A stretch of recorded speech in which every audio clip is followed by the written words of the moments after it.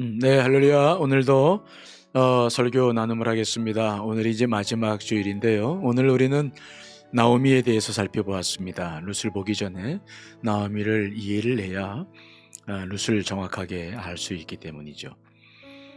먼저 이 나오미에 대한 문제뿐만 아니라 룻기에서 주제가 되는 것은 저는 결핍이라고 봐요. 결핍의 문제를 어떻게 이해할 것인가? 결핍을 보는 눈이 영적인 눈이 열려 있는가? 굉장히 우리들에게 중요한 문제죠. 룻기에 보면은 그래서 첫 번째 흉년이 들었더라. 이제 가나안 전 지역에 흉년이 들었고요. 베들레헴에도 흉년이 들었죠. 그때 이 나오미와 엘리멜렉 아직 이 결핍에 대한 시각이 열려 있지 않은 상태였죠. 그러니까 그들은 무조건 먼저 하여튼 먹을 것이 있는 곳으로 이주합니다. 땅을 버려두고 우리가 이 결핍에 대해서 이해를 하지 못하면 이건 뭐 당연하다고 볼 수 있죠. 아니 먹을 게 없으니까. 그러나 결핍의 문제는 단순히 먹을 것의 문제만이 아니에요. 결핍은 하나님과의 관계 속에서 이것이 우리가 죄를 지음으로 생긴 문제이기 때문에 결핍은 영적으로 봐야 돼요. 그래야 정확하게 해석할 수 있고 하나님의 도움을 받을 수 있거든요. 그런데 엘리멜렉과 나오미는 그 생각 없었죠. 그리고 모압으로 이사 갑니다. 처음에는 가지고 간 것으로 이제 살았었고요. 그들은 1절에 보니까 거류하다 게르라는 단어인데 일시적으로 이제 거기에 거주를 한 거죠. 그런데 하나님께서는 다시 엘리멜렉을 불러가시죠. 나오미가 경제적인 책임을 지게 되고 큰 결핍의 상황을 개인적으로 만난 거죠. 그때 나오미는 또 이 결핍의 문제를 어떻게 해결하느냐? 두 아들을 결혼시키는데 모압 여인들로 하여금 며느리를 삼아서 아들들의 법적 지위를 모압인처럼 그런 법적 지위를 갖게 하죠. 그래서 이제 경제적인 활동을 마음껏 하게 함으로 두 아들을 통해서 경제적인 안정을 취하는 그런 나오미의 모습을 보게 됩니다. 근데 문제는 하나님께서 두 아들까지 불러가시는 거죠. 나오미는 결핍이 생기면 무조건 이 문제를 해결하는 일에 최선을 다합니다. 이건 뭐 우리와 똑같죠. 우리도 마찬가지일 거예요. 사실 모압 여인들을 며느리를 만난다. 이건 율법적으로 큰 문제가 있는 거죠. 그런데 개의치 않는 것입니다. 이게 우리가 결핍의 상황 속에서 범하기 쉬운 실수인데 나오미도 그렇게 했어요. 근데 결과는 두 아들을 하나님이 불러가신 거죠. 그러면 뭐가 남습니까? 아무것도 남지 않죠. 나오미는 다 잃었어요. 이게 이제 결핍을 우리가 잘 이해하지 못할 때 생기는 일들이거든요. 그래서 이제 나오미는 어찌할 수 없는 상황이 되어졌는데 근데 고향에서 들려온 소식이 있었어요. 흉년이 풀어지고 풍년이 들었다. 베들레헴에 먹을 것이 많다. 그러니까 이제 나오미 또 어떻게 합니까? 이제는 또 모압에서의 삶을 다 버리고 또 베들레헴으로 돌아가려고 두 며느리를 데리고 출발합니다. 그러니까 우리가 여기서 이 나오미의 결핍을 대한 하나의 행동 패턴을 볼 수 있죠. 그를 이끌어 나가고 있는 것은 결핍에 대한 두려움이에요. 근데 그는 이걸 못 보죠. 아직 영적으로. 당연하다 생각한 거예요. 그런데 고향으로 돌아가다가 보니까 십몇 년 전에 나왔을 때 모습이 생각나고 그때부터의 일들을 쭉 돌이켜보니까 이제 그때서 깨닫는 게 있는데 하나님의 역사였구나. 하나님이 나를 치셨구나. 그걸 이제서 깨닫는 거죠. 결핍 상황 속에서. 그래서 이제는 나오미가 제일 먼저 뭐라 합니까? 며느리들에게 고향에 돌아가라. 나와 함께 가서 고생할 필요 없다. 며느리들에게 굉장히 미안한 마음을 품고 이제 며느리들을 이제 돌려보내는데 며느리들이 또 굉장히 또 아쉬워하고 울고 하니까 그때 나오미가 그들에게 여호와께서 손을 치셨다. 그러니 이제 나는 어쩔 수가 없다. 이거는 내 죄고 내가 받아야 된다. 그러니 돌아가라. 하나님을 깨닫는 그런 이야기 고백이 나옵니다. 자, 오늘 우리는 여기까지 봤어요. 여기까지 보면서 우리가 뭘 지금 보고 있냐면 결핍이 생길 때마다 나오미가 행했던 행동의 패턴이죠.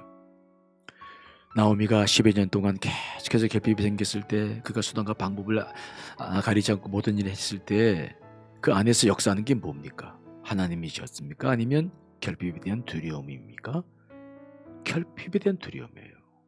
이 결핍이라는 것이 무슨 문제냐? 이것은 선악과를 아담과 하와가 따먹고 난 다음에 하나님과 분리되면서도 생긴 문제거든요. 그때부터 우리는 죽음에 대한 두려움과 결핍에 대한 두려움이 깊이 우리 안에 들어왔어요. 그래서 마치 아담의 죄성이 우리 안에 유전된 것처럼 우리 안에는 무의식 속에 무엇이 들어있냐면 죽음에 대한 두려움과 결핍에 대한 두려움이 깊게 드러나 있어요. 그래서 결핍된 상황만 되면 막 나도 모르게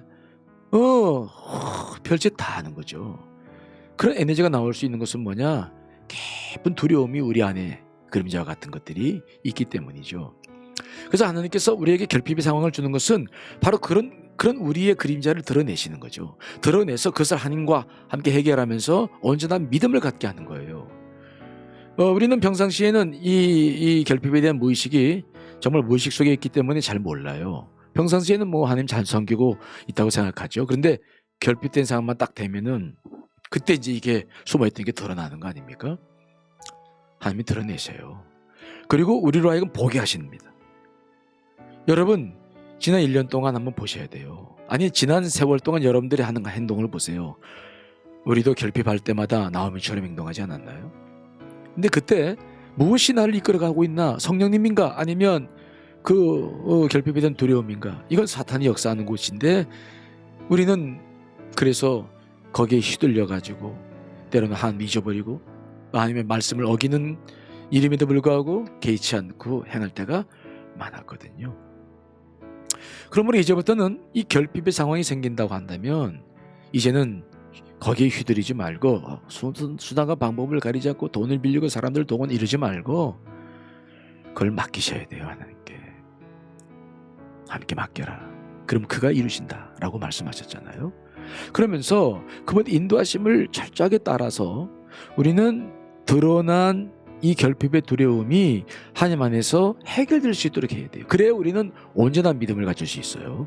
이것이 아브라함의 역사 속에서도 일어났잖아요. 이삭을 바쳐라. 정말 결핍의 상황이 주어졌는데 아브라함이 그때 뭘 합니까? 정말 이삭을 드려요. 왜 그런 일이 벌어지느냐?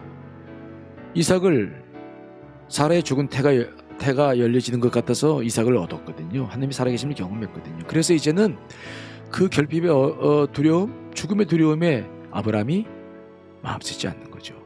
하나님께 주셨으니 드린다. 그래서 이삭을 정확하게 이제 죽이진 않았지만 정말 칼을 빼어들고 그의 목을 치려고 했을 때 하나님께서 천사를 보내서 그의 손을 붙잡고 숫 양을 준비해 주심으로 제물을 드리게 했죠. 그러나 그때 그 일이 끝나고 주님께서 뭐라고 말씀하십니까? 하나님께서 내가 이제야 네가 아브라함이 하나님을 경외한 줄을 아노라. 이게 무슨 말입니까? 아니, 이삭을 받아서 키워서 10대 중반에 결국 하나님의 부름을 받고 45년 된 거예요. 근데 이제 알겠다는 겁니다. 뭘 알겠다는 겁니까? 이제야 네가 하나님을 경외한 줄 알겠다? 그럼 그전에는 하나님을 경외하지 않았다는 겁니까? 그건 아니죠. 경외했어요. 그러나 아브라함을 보세요. 기근이 닥치니까 애굽으로 막 도망가잖아요. 그리고 기다리지 못하고 하가를 통해서 이스마엘을 얻잖아요.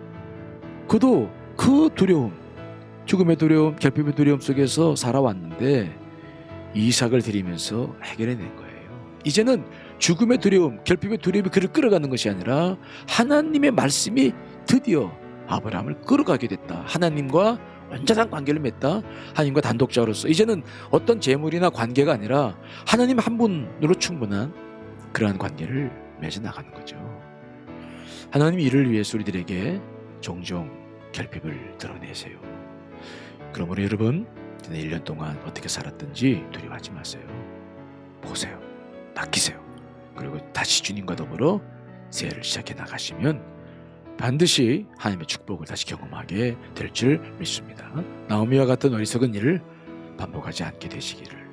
그리고 새해에는 새로운 결단과 함께 출발하시기를 간절히 축원합니다. 감사합니다.